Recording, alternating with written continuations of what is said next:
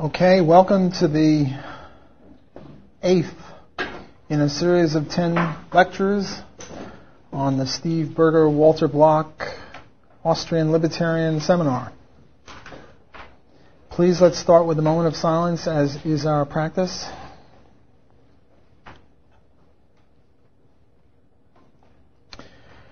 I said that as the week wore on, I would get more radical.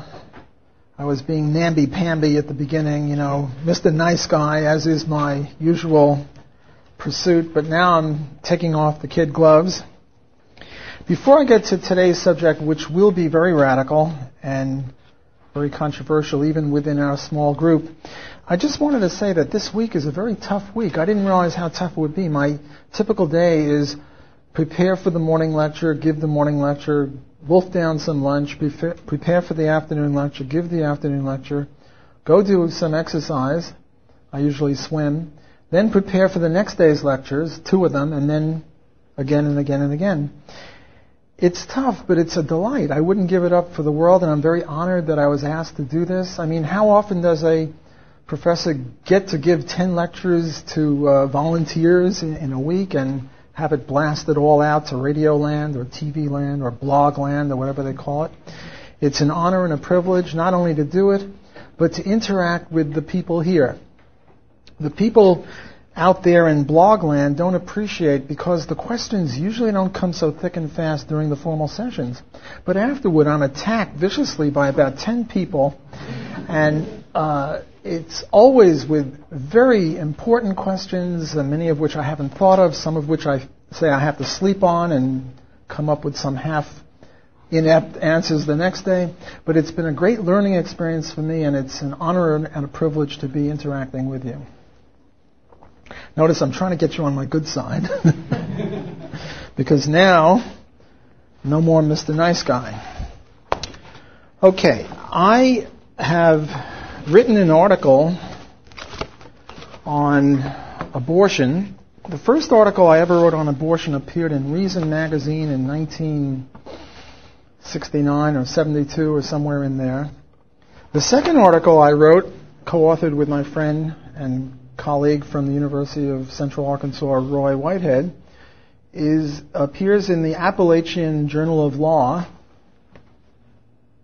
and it's called Compromising the Uncompromisable, a Private Property Rights Approach to Resolving the Abortion Controversy. Before I get into the specifics, I wanted to talk a little bit about this effort. It was published in volume 4, number 1 of spring 2005, so it just came out. I probably wrote it in 1995. It's 10 years old at least, and it probably was rejected by 20 or 30 or maybe 40 journals. I probably beat Murray Rothbard out in one thing, namely I get more rejections than he gets before I get published. Probably beat out anyone in that regard. What happened is, in the academic journals, economics, philosophy, political theory, you're only supposed to send an article out to one at a time. And sometimes they'll keep it for 3 months, 6 months, a year, and then reject it. So it takes a long time. Then finally what I did is I hooked up with my friend Roy, with whom I've co-authored a lot of law review articles. The advantage of law review articles is you can send it out to 300 law reviews all at once. And so you don't have to wait quite so long. But still, I had a horrible experience, because it was accepted not once but twice, and 2 times the journal that accepted it, the law review journal that accepted the article, reneged. They said, we've been reconsidering, and in the basis of this, that, and the other, you didn't put the comma right or something, we're rejecting it. I said, didn't put the comma right, I'll change the comma. No, sorry, we can't publish it. This is hot stuff. And in the let me read the first footnote to the thing. The authors of the present article wish to congratulate the editors of the Appalachian Journal of Law for their courage in publishing it. This article was accepted for publication previously by both the Thomas M. Cooley Law Review and the Manitoba Law Journal in Canada. In each case, the editors reneged and refused publication despite their initial acceptance.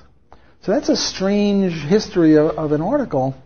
It takes so long and then reneging and stuff, but finally it's here. And I'm very proud of it. I think it's cat's pajamas. I think it's hot stuff. If any of you want copies of it, email me and I'll give you an email version of it. You might, not want it after you hear what I have to say, but that's a whole other issue.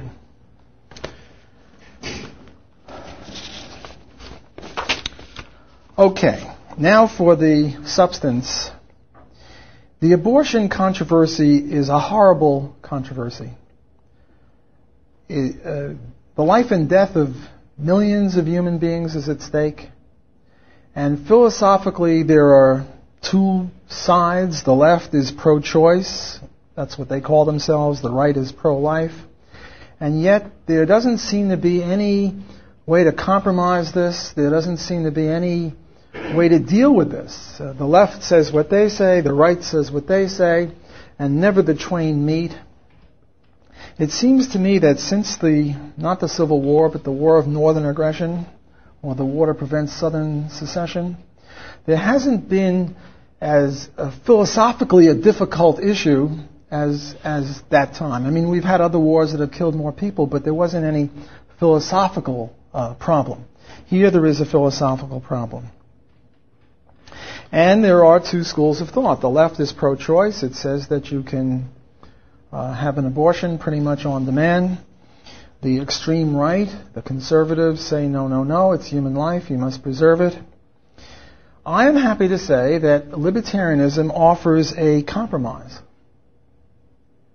That's why I call the piece Compromising the Seemingly Uncompromisable. It seems that you can't compromise this, but you can compromise it, as I'll try to show. And I think that the compromise is not like you add up 5 and 3 and divide by 2 and get 4. It's not a compromise like that, like, let's say, abort half the kids or something. That would be a numerical compromise. This is a philosophical compromise. This is, to my way of thinking, the essence of libertarianism applied to this very tough, intractable problem. And it just comes out that it's a compromise. It need not, and I didn't think it would necessarily when I started, but that's where the logic of the libertarian position has led me. Libertarian position, to repeat very briefly, is of course non-aggression and private property rights. And what you do is you hold on to them like the girl in those horror movies holds on to the cross where she wants to ward off the vampires, or the garlic or whatever it is. You cleave onto that tightly. No matter what happens, you hold on to that, and I think you can come through correctly. Okay, we start with the first issue, when does life begin? And this, just in and of itself, is a tough problem. Some people say, well, life begins at birth. And therefore, what the fetus is sort of a bit of protoplasm, and it's no more significant to get rid of the fetus than it would be to get rid of, if I had cancer on my pinky, you cut off the pinky and that's it, or get rid of an appendix. It's just a bit of protoplasm, and it's not a controversial issue. I reject this for two reasons. One, it doesn't seem right. It doesn't seem that the key difference is the time between you're in the womb and the time that you're out of the womb. It seems to me the key difference is at one time there's a sperm here and an egg there, and then they get together and now there's a fertilized egg. That seems to me much more philosophically significant, because now there's a human being that in the ordinary course of whatever will become a human being. Whereas the other seems to me almost like just a change of address. You move from Auburn to Montgomery and you change the address. Big deal. One dramatic way of putting this is imagine twins. And one comes out 5 minutes after the other. And now here you have one twin who's crying, and the other twin, you can sort of see the head peeping out. And 5 minutes later, if they're identical twins, you're going to be hard put to tell the difference between them. And right now, the only difference seems to be the change of address. One is breathing air and the other is breathing through an umbilical cord, but it doesn't seem to me to be so different that you can make a life or death distinction between the one twin and the other twin. Okay, that's one reason. The other reason is that I am going to come out in favor, in certain circumstances, of the pro-choice view, namely that abortion is justified under certain circumstances.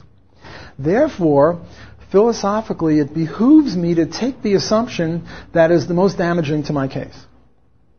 I don't want to have a straw man argument. I don't want to say, well, it's just a bit of protoplasm, therefore abort it. I mean, what's the fun there, and where's the philosophical challenge there? So given that I am going to take, under certain circumstances, which I will elucidate soon, the abortion side, it's much more impressive, or it's more required of me to take the more difficult of the two scenarios to make my case. Because if I can make my case in the easy one, I prove nothing. If I can make my case in the more difficult one, then maybe I've accomplished something. Okay, so for those two reasons, I assume that human life starts not at birth, but at the fertilized egg stage. Just the two-cell stage, and then that's a human being. Okay, let me put up an equation, if you will. Abortion equals killing plus evicting. It's no sense talking about abortion because abortion is a complex activity. It encompasses two subcategories, and we might be wanting to say different things about each of them. I will. And therefore, it's of the utmost importance to distinguish between the two subcategories of which abortion is made. So we're not going to really be talking about abortion, rather we'll be talking about each of them separately, killing and evicting.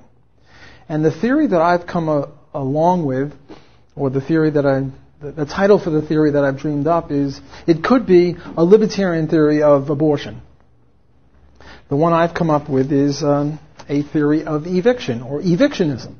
So now there are three choices. There's the pro-choice, the pro-life, and evictionism. And my claim is that evictionism is a compromise, and evictionism is correct, and evictionism of the three is the only one compatible with libertarianism. So what I say is that the mother of an unwanted fetus has the right to evict, but not to kill. Killing is murder. You're not supposed to be murdering young babies who are in the hollow ball stage or in the whatever fetus kind of stage. You're not supposed to be killing them. Now, you can evict them because we have rules about private property rights. And who owns the private property rights in question? Well, it's the mother's womb. She owns it. Now, the easy case is when a 13-year-old girl is walking down the street, she gets grabbed, she gets raped, and all of a sudden she's got something growing in her. Isn't it obvious that what's growing in her is a trespasser? And isn't it right, according to libertarian theory, that you have a right to remove trespassers? Now, there is another side order condition for libertarianism, and that is you have to do it in the gentlest manner possible. For example, if someone is trespassing on my lawn, maybe inadvertently, the first thing I do is not to take a bazooka and blow them away. I mean, libertarians are a bit hard-hearted, but, that's that's too hard-hearted. I think the first thing you do when you have a trespasser on your property is say, "Sir, did you know that you're on my land?" And, "Oh, you didn't know? Well, it is my land, so please leave." And I think that's a reasonable way to go about it. And if he says, this or the hell with you, and, then you push and shove, and then you get to the bazooka stage, but then he's doing a lot more than trespassing. He's trespassing, plus he's resisting your licit use of violence to repel him. So it's sort of an escalation stage. I mean, the second stage isn't a bazooka. You say, well, if you don't leave, I'm going to call the cops. And if he goes for your throat, when you say that, well, then he's doing a lot more than just trespassing. He's a real serious bad guy. Or if somebody is, stealing your bubble gum and you're a shopkeeper and you have a net that you can drop and trap them, you don't shoot them. Instead, you drop the net. So we have the principle, I think, well established in a whole host of other areas, that when you're dealing with criminals, you have to stop them. But you don't use the most force possible first. You use the least force. Now, if he's dangerous, if it's Godzilla there, you might not want to argue with him. Who was it? Walter Williams was talking. You go into a room and there's a tiger sitting on the couch there. You don't say, well, tiger, you're trespassing. Please leave. You have to take this with some common sense. But I think we've established that you remove the fetus in the gentlest manner possible. Now, 100 years ago, the gentlest manner possible of removing a fetus was to kill it. That was the only way you could do it. And I think it's justified to remove it because it's a trespasser. 100 years from now or 500 years from now, when we have super-duper medicine, if we don't blow ourselves up first,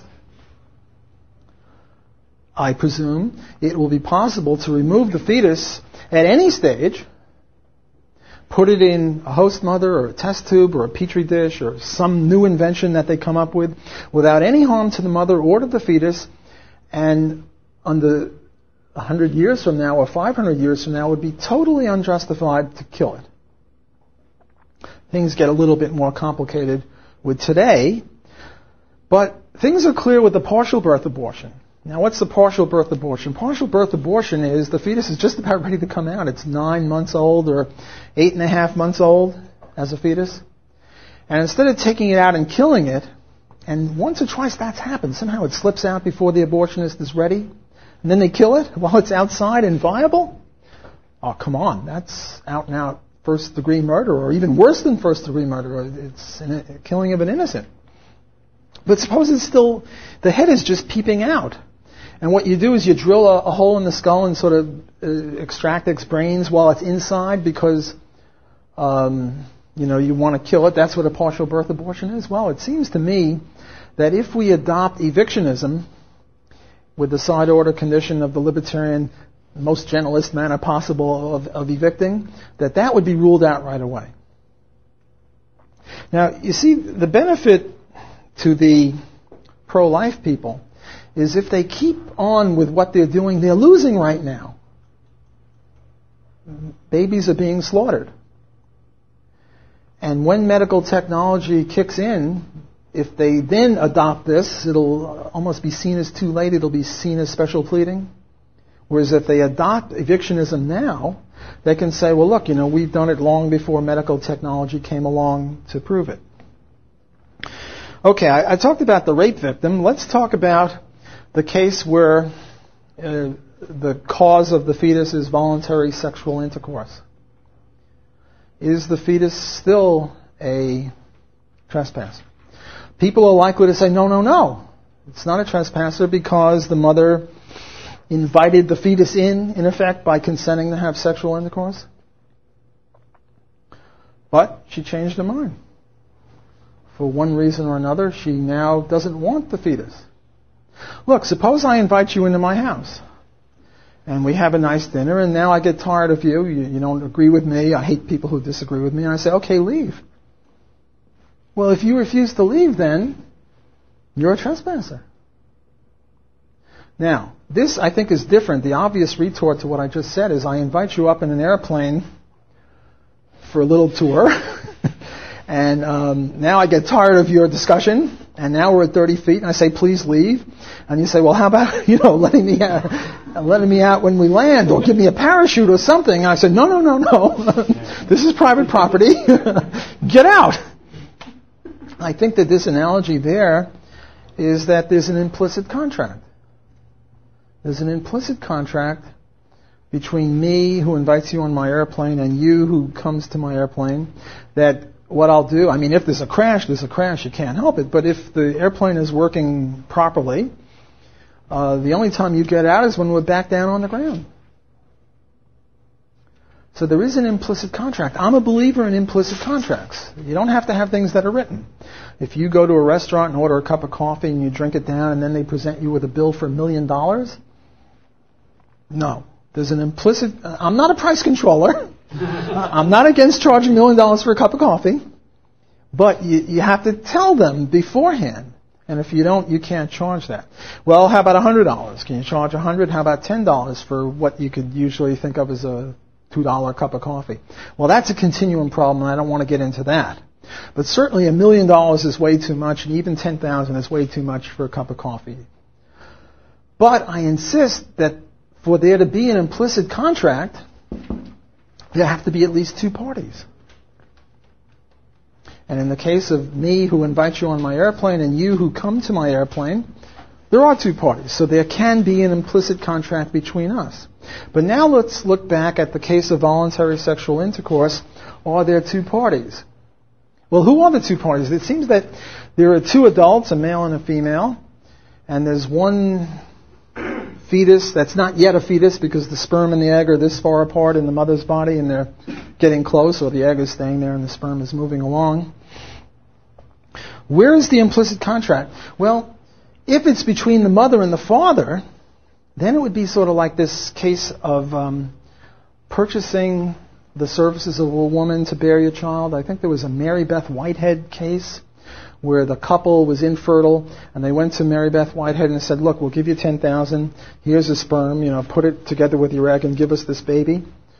Then if she aborts or evicts, she's in violation of a contract.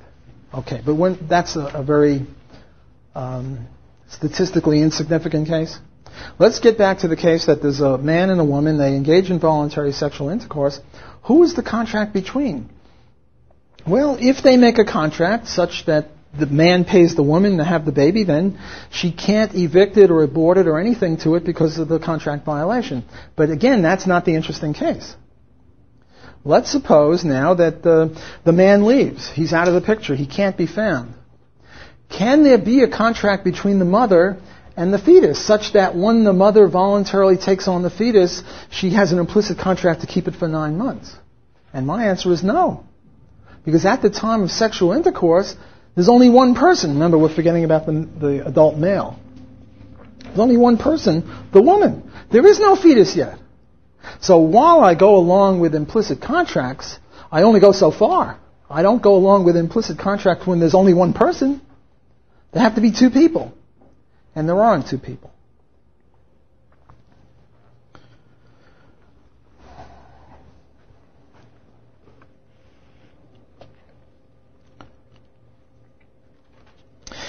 Another objection to my modest proposal here is you throw someone in the water. Now, ordinarily, if there's someone in the water drowning, do you have an obligation to go and pick them up? No. Not according to libertarians. But suppose you throw someone in the water who can't swim. Then do you have an obligation? I think so. Because otherwise you're a murderer. So then the question comes, is having a child, or is conceiving a child like throwing them in the water? And I think the analogy falls apart. I think that throwing someone in the water is an act of aggression. It's an initiation of violence against their body. You're picking them up. It's assault and battery. You're throwing them in the water. They can't swim. You're about to drown them. You should go to jail for that. The analogy is you should go to jail for having voluntary sexual intercourse, which is highly problematic. There'd be a lot of people in jail if we did that. So we can't allow that. So I think that objection fails, and we can't say that I'm wrong because on that ground.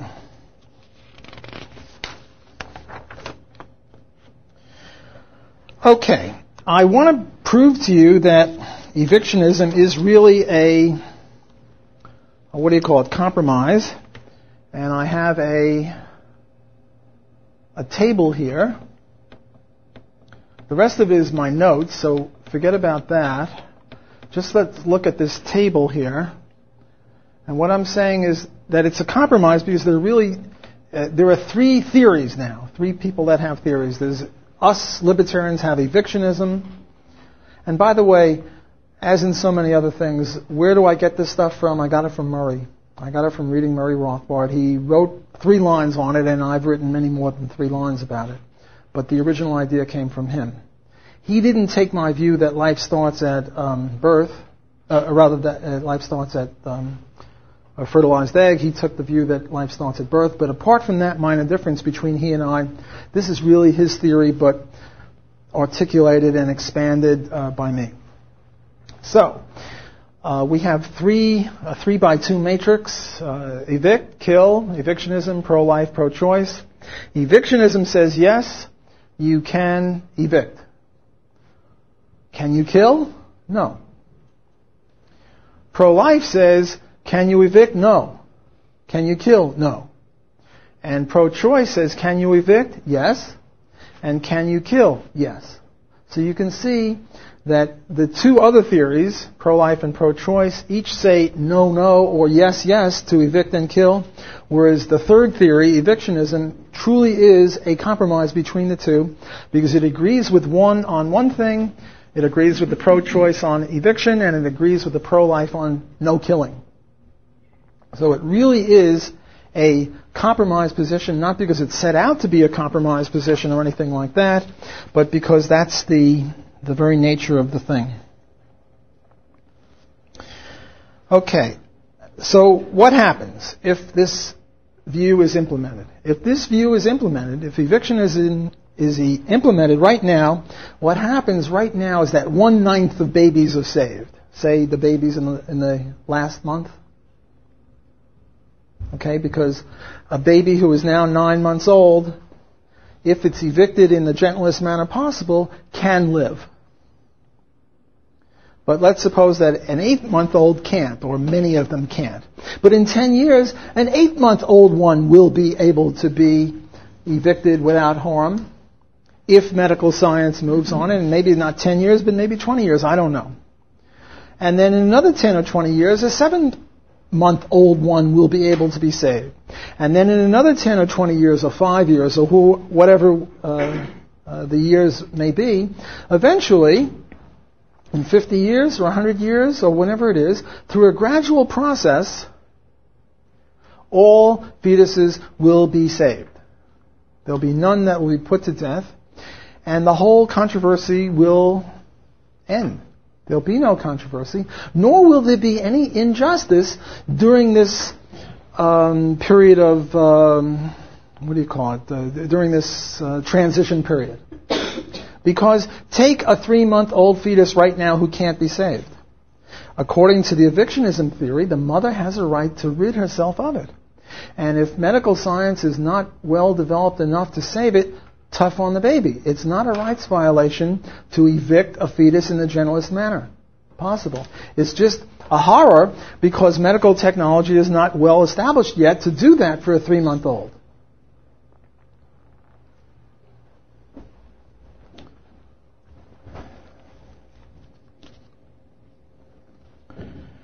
I think as a general point, it's very important for us libertarians to distinguish ourselves from both our friends on the left and the right. It's not that we're moderates. We're more extreme than both of them in both directions. But we have to have a bit of product differentiation. We can't say, well, we're really a branch of conservatism. Nor can we say we're a branch of left liberalism. We're unique. Everyone else is out of step. The left sort of agrees that, you should have civil liberties but not economic liberties. The right sort of agrees that you should have economic liberties but not civil liberties. Neither one is really adamant on their particular liberty. We say you should have both. And everyone says we're inconsistent. No, everyone else is inconsistent. And to take the third area, those charts, the Nolan chart that are supposed to rate where you're a libertarian, they have economics and they have civil liberty, but they never have foreign military adventurism. So it really should be a 3-dimensional thing, including that. And there, the left and the right sort of take turns in being bad. Right now, the right is bad and the left is sort of okay, but it keeps changing around, whereas libertarians are pretty consistent about, the George Washington and John Quincy Adams business of non-entangling alliances and no imperialism. So we're unique in 3 ways. And we're also unique here in the case of abortion. And I try to tell my Catholic friends and my friends who are pro-choice, why did it get so big? Oh, I see, because of this, right. That you're losing the war right now, and if you adopt this view, you can win it starting right now. And not only adopt it because it's philosophically correct, but adopt it to save babies. You can save 1/9 of babies right now, assuming that the babies are equally distributed among the 9 months. I haven't had much success, but I'm hoping, and this is the first time I got a publication in a scholarly journal. The last one I said was in Reason magazine in the 70s. Maybe this will have some effect. I put my heart and soul into it, and I really am on the side of the pro-life people, because my goal is to save life. I think life is precious. One of those babies will be a Murray Rothbard or a Mozart, and we've got to save all the babies we can. And I think this is a philosophically coherent and justifiable way to do it. Okay, that's pretty much what I want to say about abortion. Now I get into stem cell research, which is a lot more controversial. Hard to believe, but there's a compromise here too. Now, stem cell research is taking a fetus or a fertilized egg and mushing it and killing it and doing stuff with it. So you might say, well, how can we justify that sort of a thing? But give me a few minutes. First of all, there's no compromise on government funding for stem cell research. That's out of the picture. I mean, for a libertarian, there's no government funding of anything, and no government funding of this. So again, in the analysis of the stem cell situation, or the research on babies, we start again off with the assumption that life begins at the fertilized egg stage. And that's more important than mere birth, which is just a change of life, a change of address. Now, I want to introduce a distinction, a tripartite distinction between other adults, children, and everything else, like cows and cars. Other adults you can't own. Children you can't own, but you can own the right to bring them up, the right to be their guardian. And how do you get to own the right to be their guardian? How is it just that Bob Murphy and his wife had that little baby? Why should they be the guardians? Why not me? Why can't I just grab that little cute kid and, I've been kissing him and all, and I just say he's mine? Why can't I? Well, according to libertarian homesteading theory, they're the ones that homesteaded him. They each took some small amount of time to conceive the baby, and then the wife took 9 months to homestead it, to mix her labor with it, to give it a homestead. They're the legitimate owners of it, of the baby. And as long as they act in a way that is not child abusive, they're the rightful owners. If they starve it, they're murderers. Suppose... Well, let me not pick on them, but suppose that there's a couple that has a baby and now wants to leave it in the back bedroom and not feed it anymore. They're tired of feeding it. Why should they feed it? Well, in libertarian theory, they are now stopping their homesteading process, so they lose rights to keep that baby as theirs, and anyone else who comes and takes that baby is justified. So if I come and take the Murphy baby, I'm not justified because they are actively homesteading it. But if somebody is abusing it by neglect or in any other way, and the amount of neglect on babies is amazing, burning with cigarettes, and, there's just horror stories. But just good old neglect. If they neglect it for more than, you can neglect it for 10 minutes if it doesn't cry. But if, you neglect it past its next feeding, you're a neglectful parent, anyone else can come grab that baby.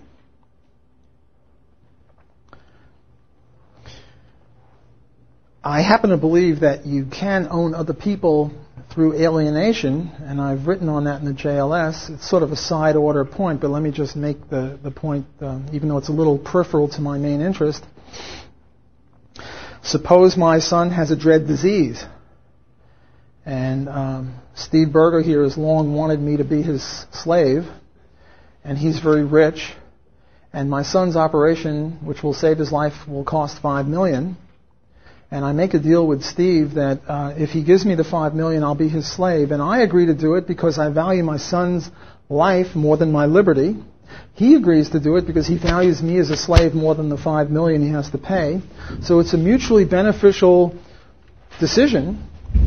And all is well as far as libertarianism is concerned until I first sass him. When I sass him, he gets out the whip and he starts whipping me. And now Ken, the policeman, sees this, and I start saying, well, you know, he's initiating violence against me. And he says, violence? Tut-tut, I own you. You're my slave. What should Ken, the policeman-judge do? Well, I say it's a valid contract. And Ken should ignore this whipping or help him whip me further or whatever, because I'm an ornery slave. But apart from that, you can't own human beings unless a human being voluntarily sells himself into slavery to you, and a baby can't do it because we don't agree that babies can be part of contracts without guardians. Okay? So you can't own a baby, but you can own the right to bring up the baby, in that it would be wrong for anyone else to take the baby out of your care, as long as you're bringing up the baby, as long as you're not doing any child abuse. Okay, another point. Now, you know libertarians are against positive obligations. There are no positive obligations. If you're starving or drowning, I don't owe you anything unless I'm contractually obligated, in which case it's a negative obligation or it's a contractual obligation. But apart from that, all libertarian theory says with people vis-a-vis each other is you keep your mitts off of them. That's it. You don't have to come to their aid. Coming to their aid is over and above the call of duty. It's a virtue. It's a mitzvah. It's good to do this. Libertarians aren't against it. But libertarianism is a theory of when you go to jail or when it's justified to use violence against you, and it's not if you keep your mitts off. But how about this baby that I am now neglecting? Do I have an obligation to tell you about this? And my claim is that I do, and that it's not an instance of positive obligations. Rather, if I don't, I'm guilty of some sort of crime against homesteading, namely forestalling or precluding people from owning stuff. And here's where we get into that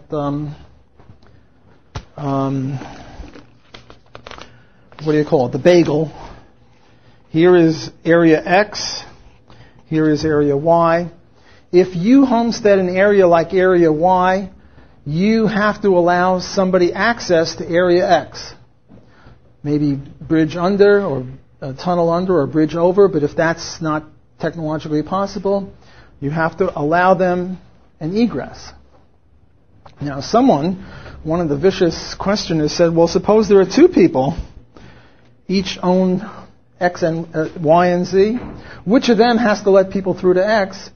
And I couldn't answer at the time, but my answer now is, well, you have a barrier right there, and they should be able to get through X through those two barriers. In other words, the borders between Y and Z should allow them to get into the X area. So nature abhors a vacuum. Homesteading theory abhors an unhomesteaded piece of land like X. And I think you have an obligation not only to allow them through, but to even notify them. Now, originally I thought X would be 100 square miles and everyone would know about it, but if X was smaller and you didn't know about it, you'd have an obligation to tell people. I've been accused of informational socialism on this ground, but I plead innocent, not only here, but in the case of Murder Park. You have to tell people that it's Murder Park. You just can't say, oh, by the way, you didn't know it's Murder Park. Boom.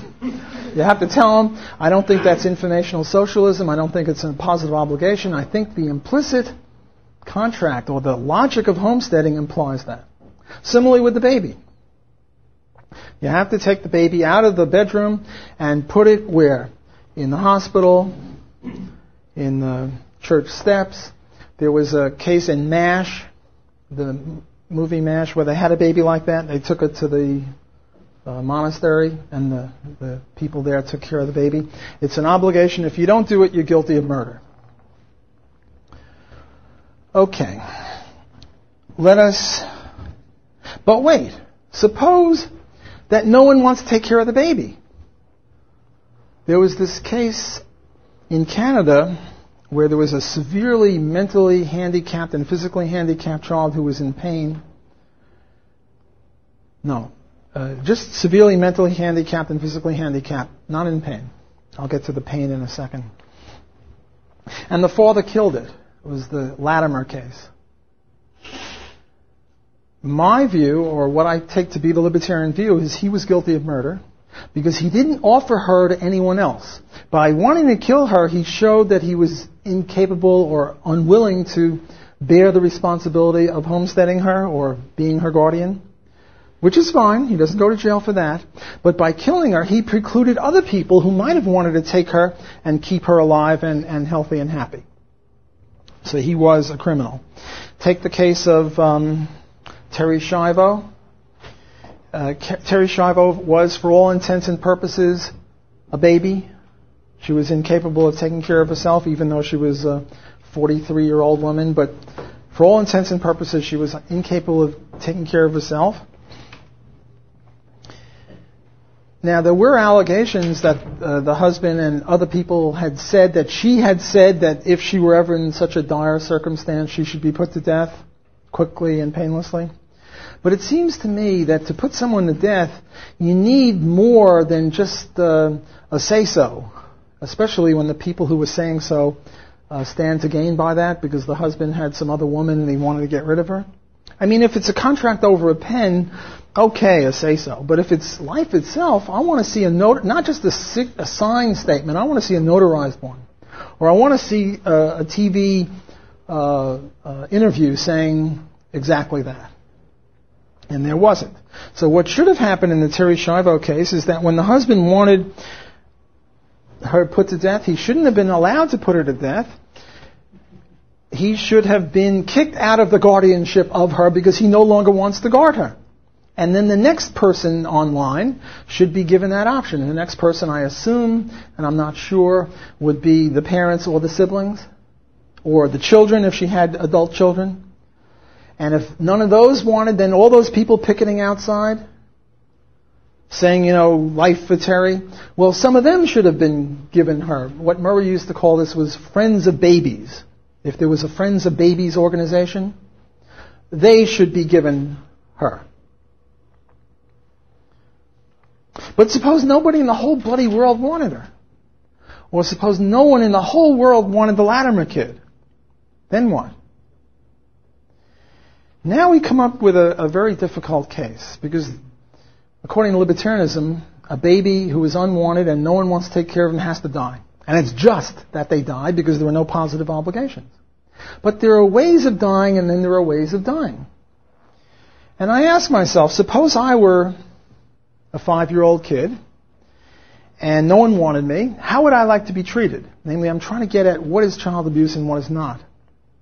And there are two ways to go. One is I get no water and no food, and I die an excruciating death a week later. That's one way. The other way is I get put to sleep by ether or something, or a painless way.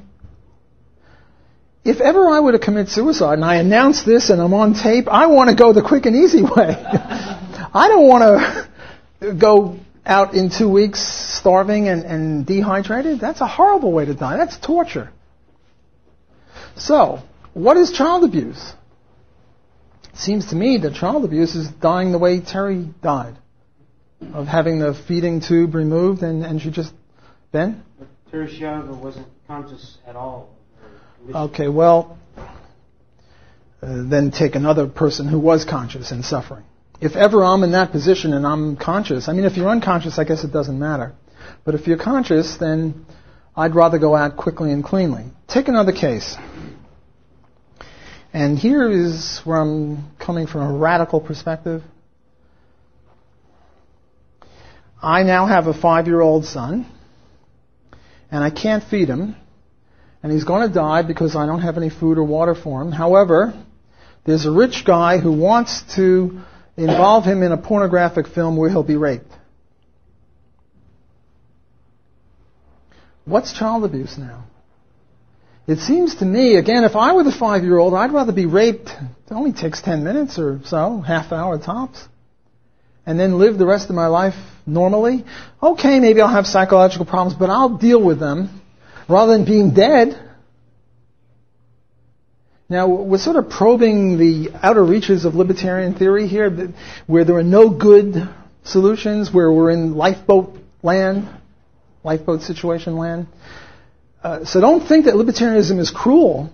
Rather, the cruelty emanates from the fact that we're in dire circumstances, and we have to deal with it, because when you have a lifeboat situation, it's incumbent upon us to analyze it.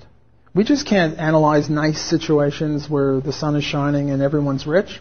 We also have to apply it to the netherworld of philosophy, where death is the only choice, and the only choice is which way to die. Well, I say, keep the kid alive. I'm willing to make a concession that if the torture goes on for 70 years and then life lasts for 5 minutes, okay. But that's a continuum problem of how much torture and how much life. If it's just a matter of 10 minutes of torture, and then a life of, a normal life, maybe you'll be psychologically unhappy, but, that's why they have therapists, and some of them are pretty good. I think that would be non-child abuse. Okay, what's next in the story? Now, I'm abstracting from all sorts of slippery slopes, and killing for money, and continuum problems and pragmatism. I'm assuming a God's eye view where God knows exactly what's happening. The point I'm making is we've got to get the law right first, and then we worry about such peripheral issues as, people will now kill people, mercy killing, when it's not justified. I mean, that's a legitimate concern, and there are cases, I think, in Holland where they're bumping off old people to get their money, and, this is obviously not something I'm favoring. Okay, so now we get to the compromise of stem cell research, having drawn the picture there. So here we picture it. Over here there's a lab, and what they do is they get eggs and they get sperm, and there might be a shortage of eggs, but there's no shortage of sperm, which reminds me of a story. There was a male and a female actor, as good-looking as Tom Cruise and Britney Spears. Not them, but very good-looking actors, a male and a female actor, and they went to some campus, and they each read the same script. And the script was, I've got a motel room over there. The female actor would go to young lads on the campus, and the male to young ladies, and say, I've got a motel room over there. How would you like to spend the next 2 hours with me doing what comes naturally? And the female got about 97 out of 100 yeses, and the male got about 4 or 5 yeses. The point is that females are a lot more judicious about spreading their eggs around because they've got so few eggs, and you can prove this by supply and demand. Because when you have so few, they're more precious, and males have got plenty of sperm, they're willing to share it. They're generous to a fault. So, to get back to my story, here you are in a lab, they got a whole bunch of sperm and as many eggs as they can get, and they put them together. Did they violate any rights yet? No. It's non-invasive, voluntary sperm and eggs, whatever, donors, fine.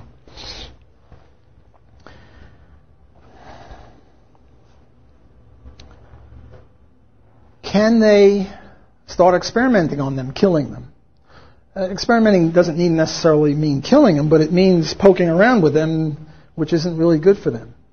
Well, they can, in my view, trying to extrapolate what libertarianism says about that, they can, if and only if there aren't any people that are willing to take them on and bring them up.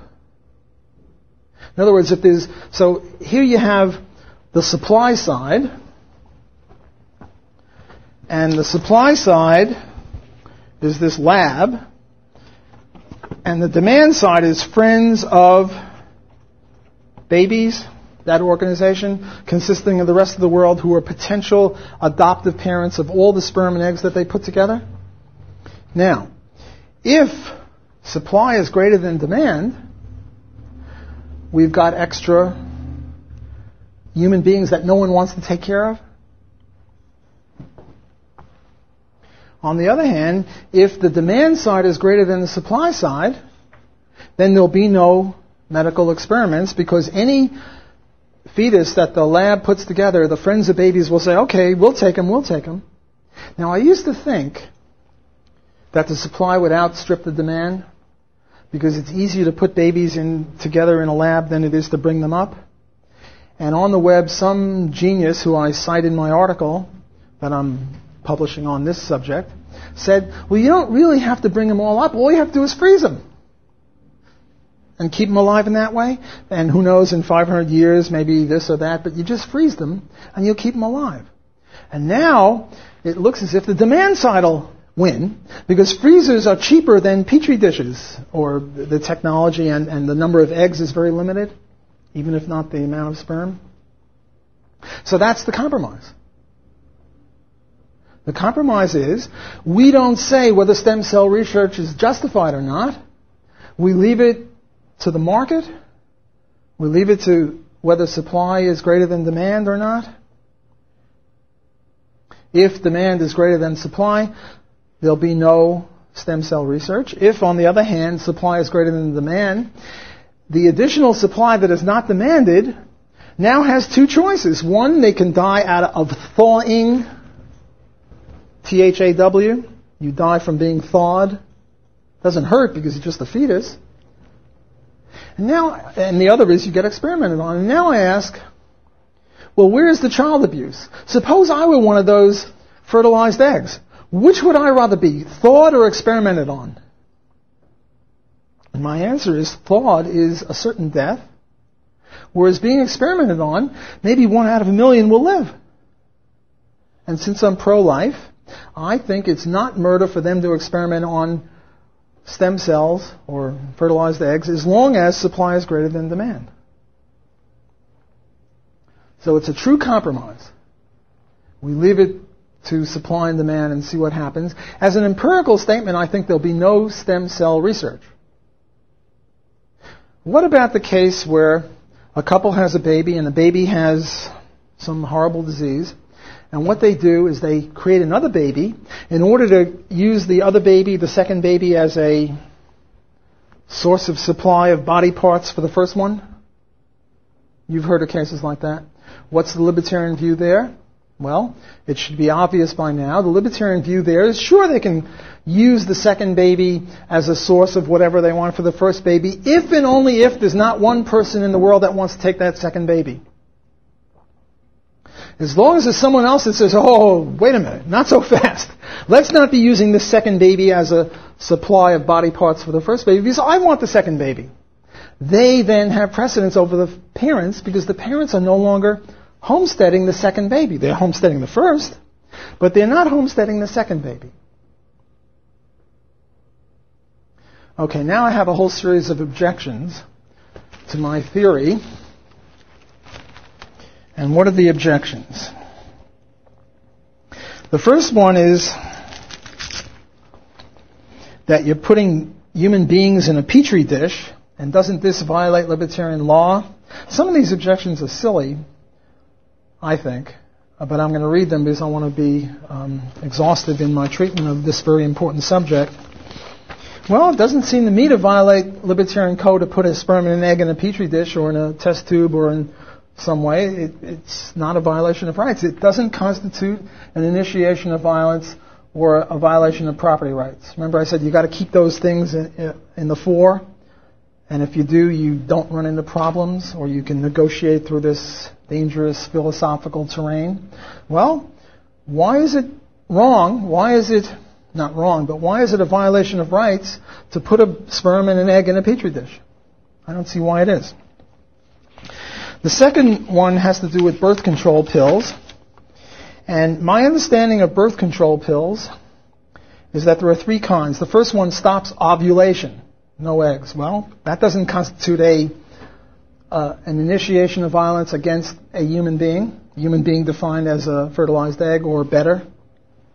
Second, you make the cervical mucus hostile environment for the sperm. So when the sperm gets there, it can't impregnate. That doesn't seem to be a problem. The third one is you change the endometrium. The fertilized egg is there, but it has no nutrients because it can't attach itself to the body to get the nutrients. Now, this seems to me to be a violation of rights. Because you have a fertilized egg that is a perfectly good fertilized egg.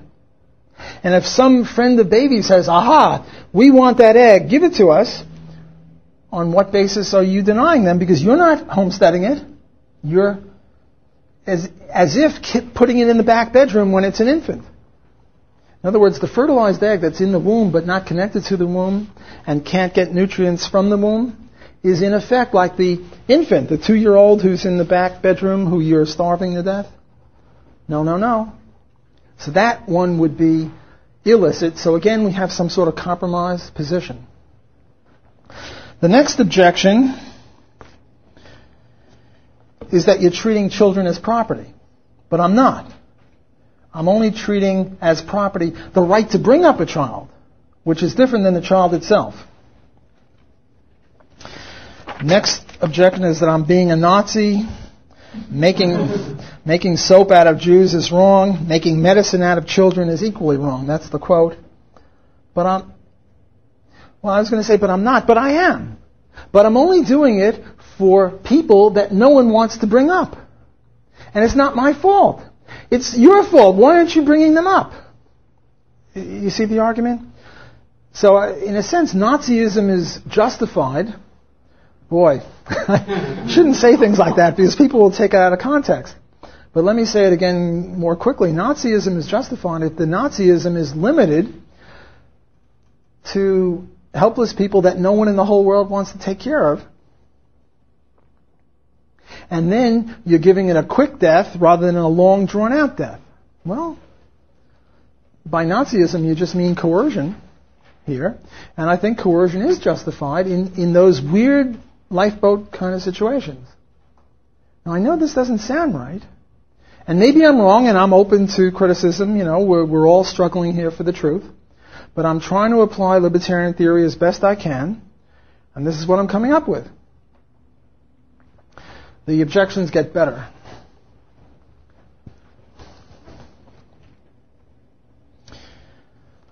Here's the best objection. It comes from Jeff Herbener, who I admire and respect. And what he does is he quotes someone who I admire and respect maybe even more, namely Murray Rothbard. And here's Jeff Herbener's critique of what I'm saying. He's mainly quoting Murray Rothbard. It's 2 pages of single-spaced words, so I'm not going to read the whole Herbener quote, but I'll read Herbener's quotes of Murray Rothbard. And he says, Murray says, in The Ethics of Liberty, page 99, quote, so the parental property rights must be limited in time. That means, once they're 18, they're on their own. But it also must be limited in kind, for it surely would be grotesque for a libertarian who believes in the right of self-ownership to advocate the right of a parent to murder or torture his or her children. Well, I disagree. I think I've specified a case where it would be right to murder or torture a child, and to do so out of non-child abuse, out of love or whatever. And the cases, to repeat myself, are take the torture first if the torture will save the child's life. And if the torture takes 10 minutes and the child is 5, so it has 70-year life expectancy, fine. Well, not fine, but better than not. I don't want my kid dead. I'll be damned if my kid dies when I have it within my power to save him by letting him be tortured. Look, if my kid doesn't want a penicillin shot and it'll save his life, he's getting that penicillin shot whether he likes it or not. He's a kid. Paternalism is justified for children. Not other adults, but so torture is justified. And so is murder. So is killing. If the only choice is a long, slow death or a painless death, and those are the only choices, then I think it's Now remember, the long, slow death is you do nothing. So in a sense, you're guiltless. You didn't commit the murder. Rather, the starvation committed the murder. Well, I think it's more consonant with libertarian theory to have a mercy killing in such a case. Now again, it sounds a little weird, and Murray's got more to say, but let me introduce a new topic that I'm just concocting. I'm in the midst of writing about. It's a thing called negative homesteading.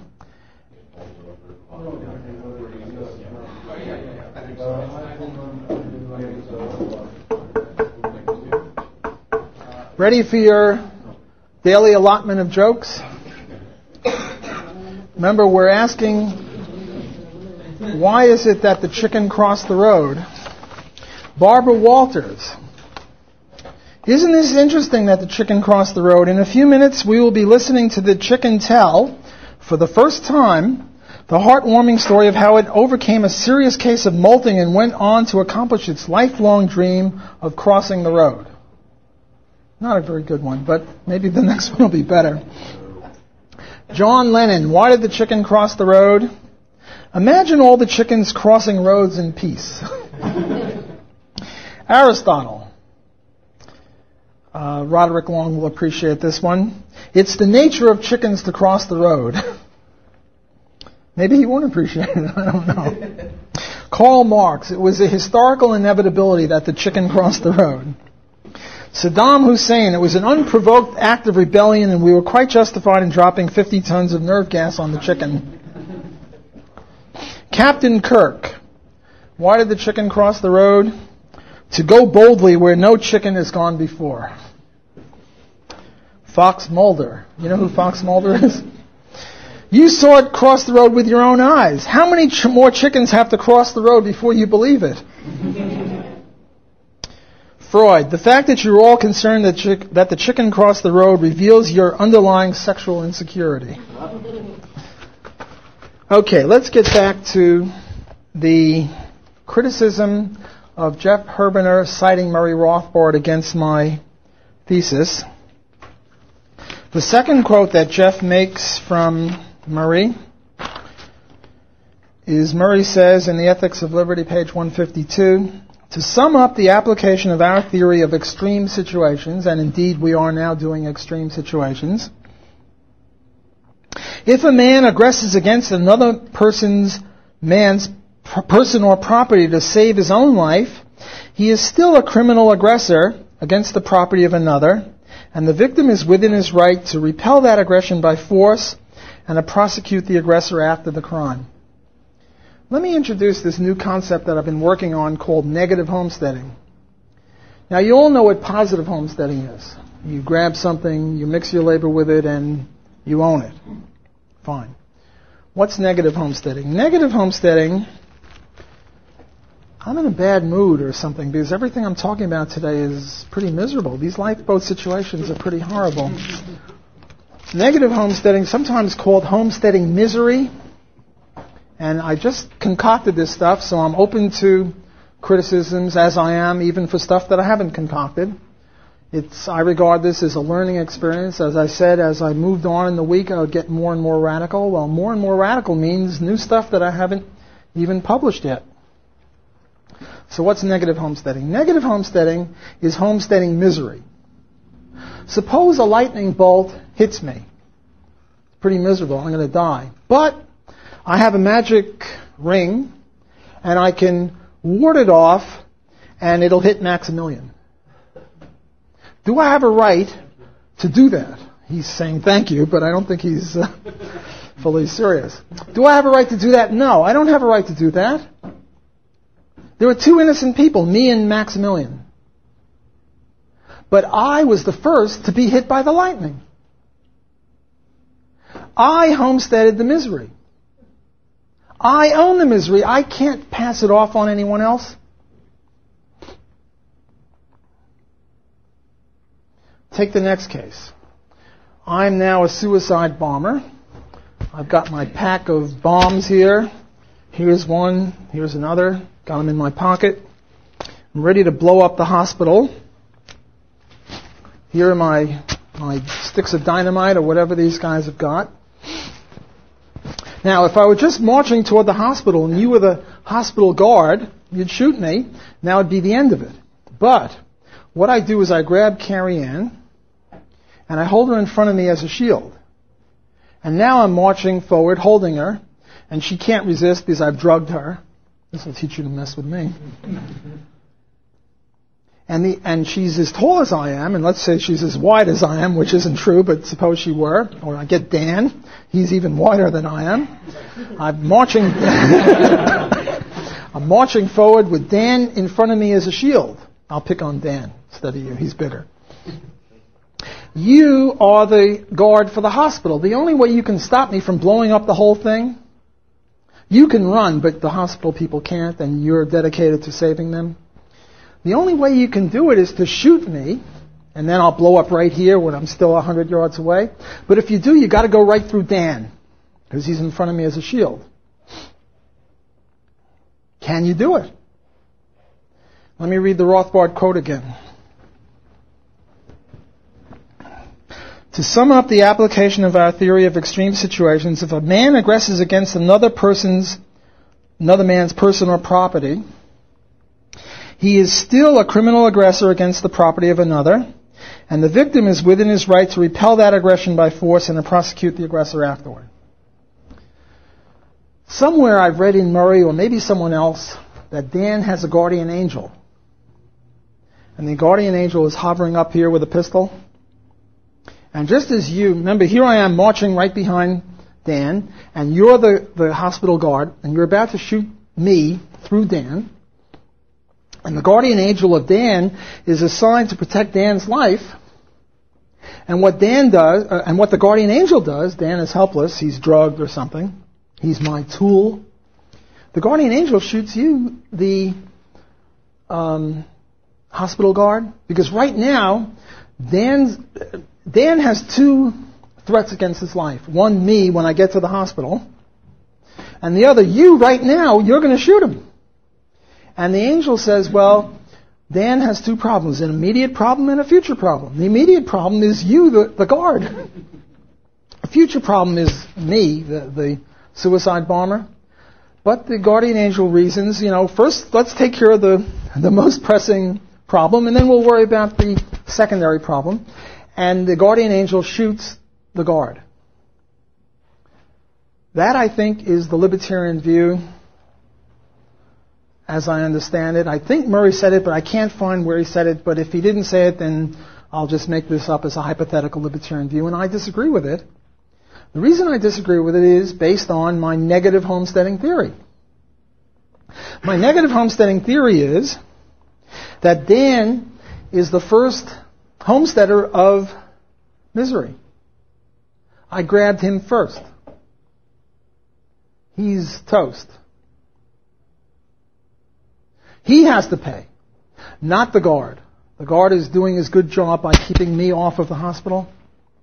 Now, one argument in favor of this is that it's broadly based utilitarian, because we do live in an era where there are suicide bombers, and while no suicide bomber has yet grabbed a shield and started marching forward with him toward a hospital, it's certainly a plausible scenario, and it's incumbent upon us to answer the question. And it seems that the answer, against which I'm contending, is let the suicide bomber go and blow up the hospital, which is non-utilitarian. But I only point that out as peripherally because I'm not a utilitarian, I'm a libertarian, and libertarians believe in rights. And based on this negative homesteading theory, Dan has to keep his misery to himself. He can't inflict it on anyone else any more than he could if lightning was hitting him and he deflected it to some other innocent person. Can the guards shoot the... I'm claiming that the guard would be justified in shooting me and Dan. Let's say the bullet goes right through both of us. I'm saying the guard would be justified in doing it, contrary to what Murray seems to be saying here, and I'd have to read it in the original to make sure Jeff didn't get it out of context, which I doubt, but my understanding of proper libertarian theory based on this new twist of negative homesteading is that the guard would be justified in shooting us both with one bullet. Innocent Dan and guilty me. Why? Because Dan has already been captured. He can't deflect his misery onto other people any more than he could if he could deflect a lightning strike onto some other innocent person. See, if a lightning hits Dan, and then Dan deflects it on Matt, who's sitting next to him, they're both innocent. So how do we pick between Dan and Matt? Well, the way I'm picking is the lightning hit Dan, not Matt. So Dan has got to keep it to himself. He can't transfer the misery onto another innocent person, even though Matt is just as innocent. Dan? Rather than the misery growing, what if it was just transferred in the sense that, let's say you threatened to kill me unless I picked someone in this room for you to kill. I wouldn't do the killing myself, but so you would say either pick a person in the room or I'm killing you. And so I said Adam. Yeah. No problem. There have been cases, and I told you about this Hasidic rabbi friend of mine, where the Nazis would come to a Jewish town and they'd say, look, pick the worst Jew you want. We're killing one Jew. You pick him. The one who prays the least or the worst, whatever. And according to the Torah, you're not supposed to do that because you're aiding and abetting and cooperating with evil. Or A stands here and puts his gun in the back of B, who for some reason can't turn around, and says, unless you shoot C over there, I'll shoot you. And if the proper thing is for B to turn around and try to shoot A, but if he can't, he cannot shoot him. Well, in my example, he's not even shooting. He's just picking. Picking, shooting, you don't cooperate with evil. But this is different. This is homesteading misery. This guy here, B, he's the homesteader of the misery. He can't turn it on C. He's got to keep it. He has to turn around and say to me, the bad guy, under no circumstances am I killing an innocent person, period. I'm keeping the misery. Want to kill me? Kill me. I'm keeping the misery, but I can't use it as a justification to kill someone else. So I think those cases are all in line. Let me continue. I've got another 5 minutes of this, and then I'll call for more questions. But since Matt has been put to death, your last wish? Do you want to ask Matt and Adam, and then I'll go on? Yeah, I wanted to ask if we cannot reverse the situation and say that the hospital is in misery, and they are in trouble. The hospital is in misery, but not first. Dan is the first one to be in misery. Is he? Yeah, because I got him now. Yeah, but he is in the same situation. He's threatened by the same. This is where homesteading comes in. Now remember, homesteading, if two people are both homesteading something, the first one there is the homesteader. So the negative homesteading is that the first homesteader has to keep the misery. The hospital is the second one. It's theoretical. I'm still 100 yards away, and I've got Dan, and I'm going to blow him up. Dan is the first homesteader of the misery. He's got to keep it. And in the case of the lightning, he's the first guy that the lightning hit, not you. You're the second guy. So he can't get you. Adam? It sounds to me like there's no way to take this idea without accepting collateral damage in war, because the person living next door to Saddam Hussein has homesteaded the misery that he spreads, and I would be allowed to send a missile over there to kill Saddam, and it kills this other guy. Well, he was really close, homesteading that misery. This is the next objection I was going to get to. Am I now becoming a what is it called? Pro-war libertarian? Let's Irandian, let's nuke Saddam or something. And my answer is, if Saddam has somebody real close to him, you can. But not the whole country. He can't have the whole country next to him. But if Saddam is there, and he's captured someone, and he's holding someone, and he says, you can't, and let's suppose Saddam is a bad guy, because in actual point of fact, he was our man. He was our Noriega. I mean, the U.S. has this long history of getting some dictator and supporting him and then turning against loyal dictators. But forget about that. Let's suppose Saddam was a uniquely bad guy the way some people think. Well, I think you can take out his castle. And people shouldn't be in that castle. And if they're captives of him in the castle, too bad. They're the first homesteaders of misery. and the people next door? Well, it has to be a small bomb. It can't be a nuclear bomb, but it can be a bomb that kills more than one person. Because look, otherwise, any bad guy, any suicide bomber is not going to come unarmed. He's going to come with a shield, but that's a utilitarian argument. But the philosophical argument is that he was first grabbed. He's now in the power of the ultimate bad guy, the suicide bomber. Let me just continue a little bit more, and then I'll call on Maximilian.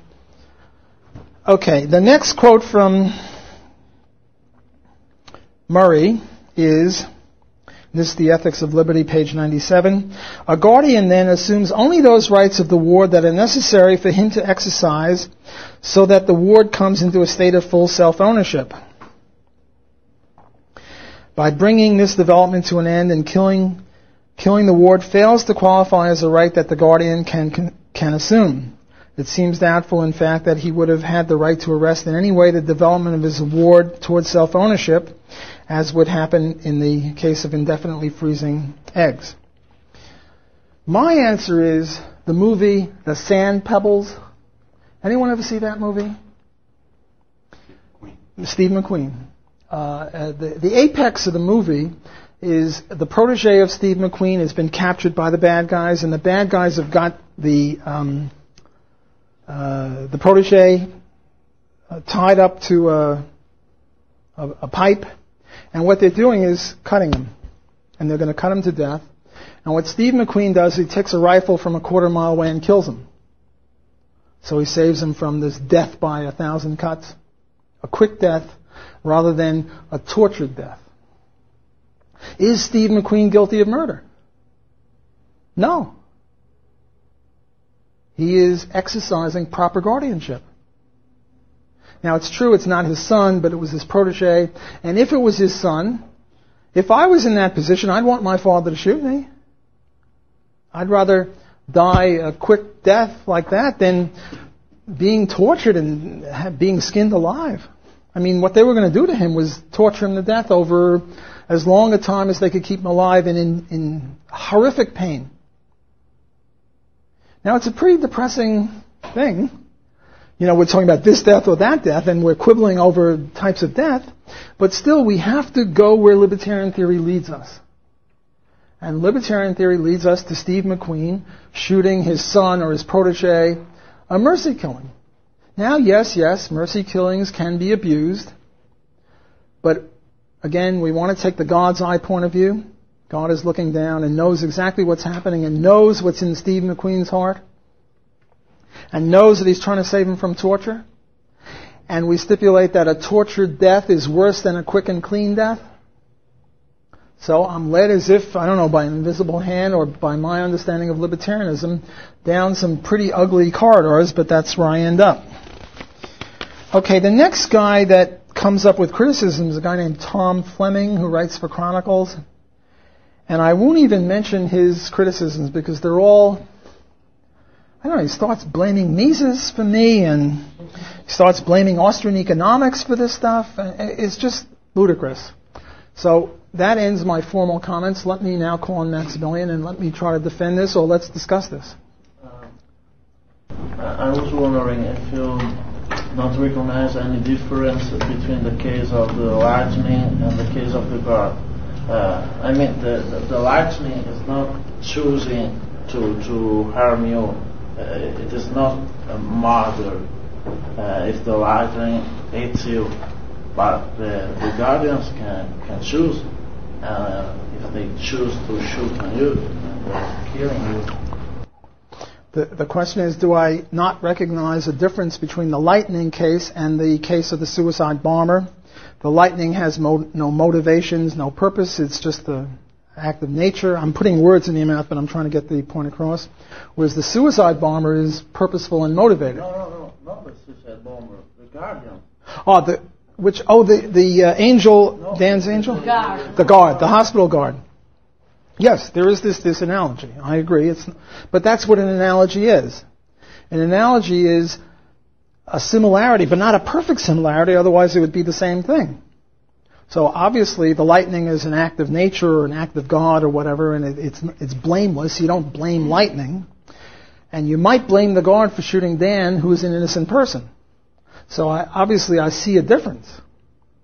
But I also see a similarity. And the similarity is that the first one to be immiserated, the first one to be homestead negatively, he's the one that's got to keep it to himself. He can't be foisting it off on other people. And Dan was the first guy to be hit by lightning. He can't give it to Matt. And Dan was the first guy to be grabbed by me, the suicide bomber. And he can't save his life at the cost of the guard and the hospital inhabitants. But I agree with this point. What I'm saying is that the guards shouldn't shoot on... The guard shouldn't shoot me and Dan. If the guard doesn't shoot me and Dan, then I come to the hospital with Dan, and now that I'm in the middle of the hospital, I blow up everyone. But this is an utilitarian argument. It's a what argument? An utilitarian argument. Utilitarian? No, I don't think it... Yes, it is a utilitarian argument. But it is also, I think, a principled argument. And here the utilitarian and the principled go together. Not always. There are cases where the utilitarian and the principled don't. For example, when the Martians beam down a message saying that unless we kill Steve, innocent Steve, they blow up the whole world. Now, here, he's innocent. So principle says we don't blow him up, but it's not very utilitarian. Probably the answer to that case is somebody volunteers to kill him. And we hold a ticker tape parade for him because he saved the whole earth. And then we execute him for being a murderer. Because remember, libertarianism doesn't answer the question as to whether somebody should kill Steve, who's now under the threat of the Martians, who are beyond our reach. It just says, he killed him. Should he be put in jail? And the answer is yes, or executed, or whatever punishment that he should be punished. Matt, and then Dan. I'm interested in hearing how you would distinguish the Terry Schiavo case from the Steve McQueen example, because it seems like in the Steve McQueen example, the murderers or torturers are using that person in much the same way that whatever religious right or whoever it is you're talking about keeping Terry Schiavo alive are using her, because it doesn't seem that she's enjoying her life. She's a vegetable. And so it's not a perfect analogy, but it seems similar to me. Well, see, at the time, they didn't really know what her situation was. There was some people who said she could have recovered, and others say she couldn't. I mean, if she's a vegetable, she feels no pain, so it really doesn't matter in some sense. On the other hand, where there's life, there's hope. Maybe in 10 years they'll invent something to bring her back to life. But the point is, who should be the guardian of Terry? Who should be the guardian of any childlike person? And it seems to me that the guardian of Terry should be the person who is guarding, who is doing the best for Terry. And the best for Terry doesn't seem to be her husband. It seemed to be her parents. Remember the case of the Latimer girl. The father murdered her. Anyone else would have taken care of her, or anyone else would have done better for her. So I think the father loses his right, as does the husband of Terry, to be the guardian when you stop guarding. Remember, children are a unique creature. You can't own them, but you can own the right to bring them up. And the only way you can keep the right to bring them up is by bringing them up or by supporting them. Once you stop supporting a helpless child, you lose your right to be their guardian. Steve and then Dan. How do you exercise the forfeiture or abandonment of the guardianship right you have? And how far are you required to expend effort to find another place or potential sustenance wife for the fetus or the newly born baby that you don't want to bring up? What's the libertarian standard for finding that obligation? I don't think there is any libertarian standard, I think that's a continuum problem. You have to put and here we call upon common law. Common law is you put the baby on the church steps, which means you notify the priest of this. Well, or put an ad in the newspaper or bring it to the hospital. Now, what kind of a newspaper? Does it have to be the New York Times with a lot of circulation, but suppose it's a little ad and no one sees it? Libertarianism doesn't answer that question because it's a continuum problem. You have to make a good faith effort to notify the Friends of Babies or the, what's that group where you keep orphanage? I mean, if you notify one or two orphanages and they both decline, how many orphanages do you have to do? 17? 93? There's no answer. But the idea is you have to make a good faith effort to notify people who you think are reasonable candidates to take the baby. If you do that, then you can starve the baby or you can mercy kill the baby. Dan?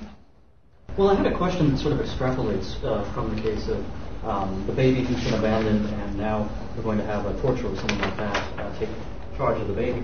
But let's consider the case of a fully adult individual who finds himself, for very strange reasons, in a similar sort of circumstance. So we have Walter Block is in the continent of Asia and Europe, Eurasian landmass. But that entire landmass has now been taken over by Nazis. And perhaps legitimately. They legitimately own all the land there.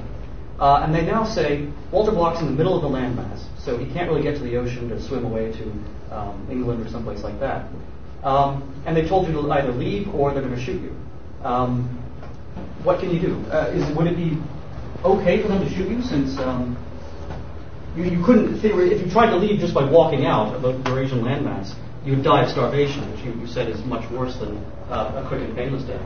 So that would be okay then for them to shoot you because that would be a mercy killing. Well, I suppose if I accept your premise, I'd rather be shot than starve to death, but I'm not sure why they get the right to... How did I get there in the first place? Well, maybe you were on a plane and you just, fell out. You had a parachute, so you survived, but...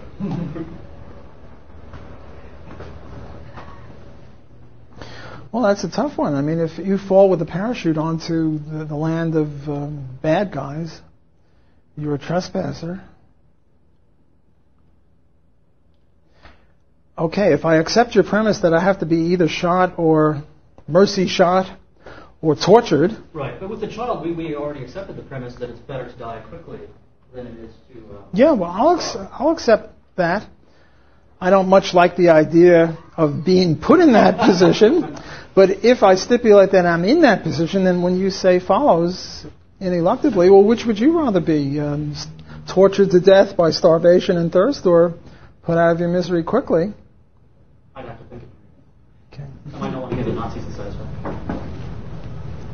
I'm not sure that I have any objection to your core, well, I haven't thought of it, coherent objection to your core legal reasoning, but you have an ancillary presupposition in the case of the eviction, and I believe also with Petri dish, there's the best case scenario is if it's there until it can be thawed and then grown into an organism.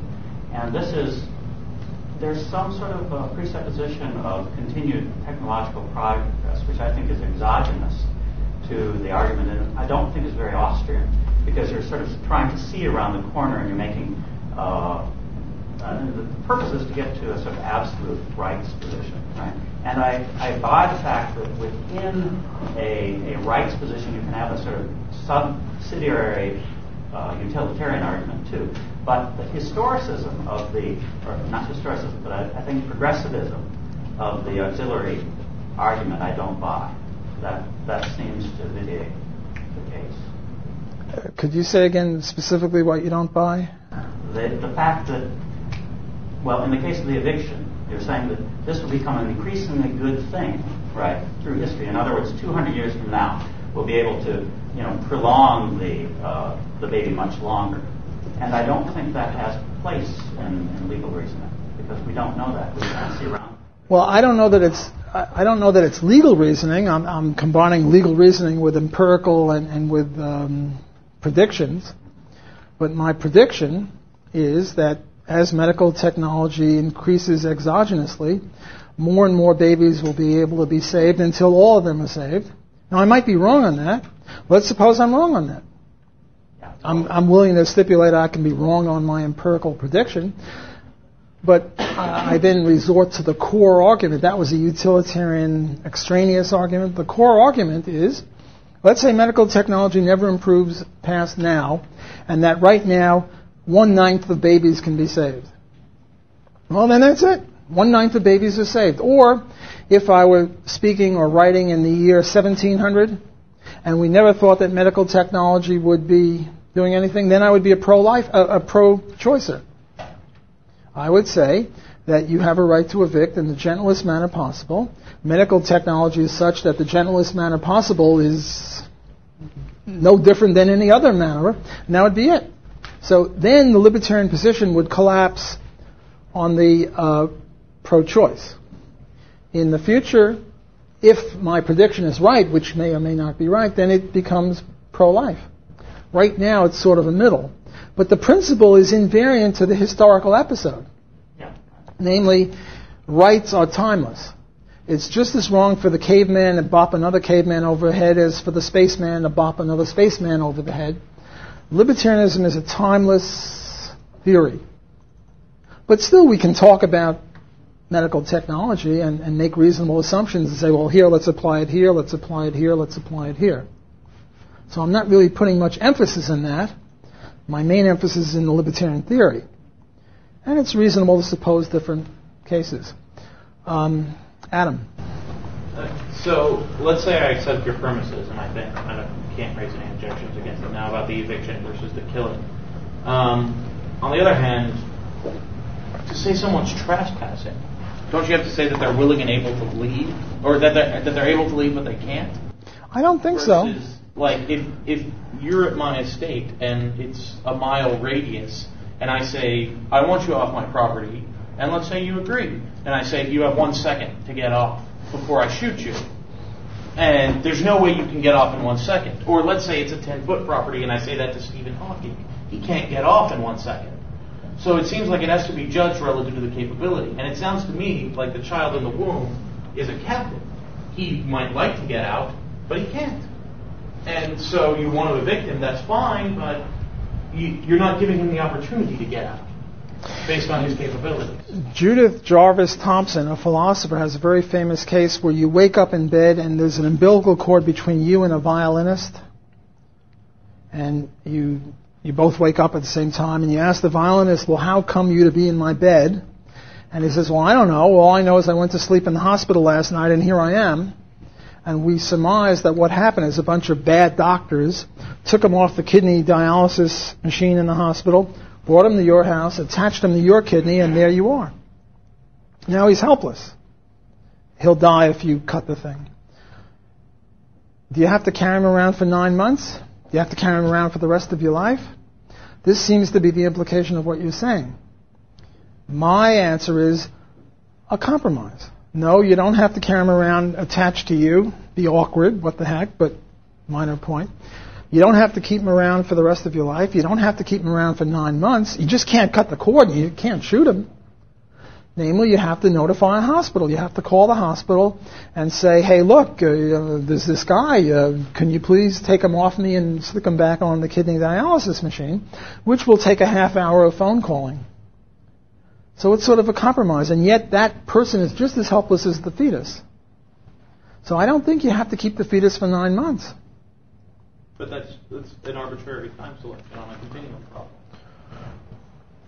Okay, if you will.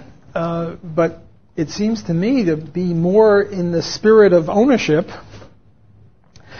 to keep him for a half hour than to keep him for 9 months. In other words, you're so far apart on the continuum that it starts to make a difference in kind. There's a difference between notifying and supporting for 9 months. And the pro-life people want you to keep that person for 9 months. And that seems to be letting the trespasser get away with murder. Well, get away with trespassing. But only for 9 months. Well, 9 months is... Relative to the capability, relative to their capability to leave. Well, that's one way to look at... Stephen Hawking more time to get off my property than I give you. Okay, more time, but you see, even Stephen Hawking, Okay, so you give the fetus an hour, you give Stephen Hawking a half hour since he's better than the fetus, and you give me 10 minutes since I'm better able-bodied than him. But 9 months is a gigantic amount of time. Matt? Yeah, I think that you did a very important work on distinction between eviction and abortion. And I have the example of let's take the airplane example, in which you will find a person that is in coma. Can you just, in a gentle way, evict it out of the airplane and throw it away? Even if you have a radio and somebody on the radio says, "Well, okay, you just fly around for another 9 months. You don't need to do anything, and we will take care of it when you land." Yeah, well, I guess you're making the point I'm making, that there's a difference between notice. And I appreciate the difference between a fetus, Stephen Hawking, and an able-bodied person such as myself, on the one hand. And on the other hand, something that is clearly not notice. It's way more than notice. And even on notice, I'm already treading on thin ice with regard to positive obligations. There are people on the other side who are saying, what? Give notice? The hell with that. Just, get rid of him because there are no positive obligations. So I'm a great compromiser here. Not because I'm susceptible to compromise, but because that's where I think the theory leads us. Noah, and then we're out of time. What should we do? Noah. There's a lot of weight placed on this gentlest manner possible, it seems. And I'm wondering about costs, particularly. It seems cheapest to carry the baby and have it after the 9 months. And then maybe the next least expensive is to have a violent killing, non-eviction, non-gentlest manner possible. And I'm wondering about the risk to the mother's life. I'm wondering about the actual monetary cost, and I'm wondering about even pain, even if it's more painful. I try to cover all this in the article, but I didn't really get into it because I had only so much time. I would be subjectivist in this as a good Austrian and say that what cost is cost to the mother. And if the mother wants to evict, then that's the cheapest because that's what she prefers, to keep it in for 9 months. Even though it might not cost much in money, it would cost a lot in time. And she's in effect announced this. As for the money, it's the friends of babies that have to pay for everything. And if there's more risk, then the mother doesn't have to take on more risk, but now you have to, if it's this much more risk versus, that much, again, you get continuum problems. But the friends of babies have got to pay the whole way. The mother has no positive obligations to do anything, would be my rough answer. For the more detailed answer, you'd have to see the piece. Well, thanks for being such a great audience in the face of a hostile argument. Thank you.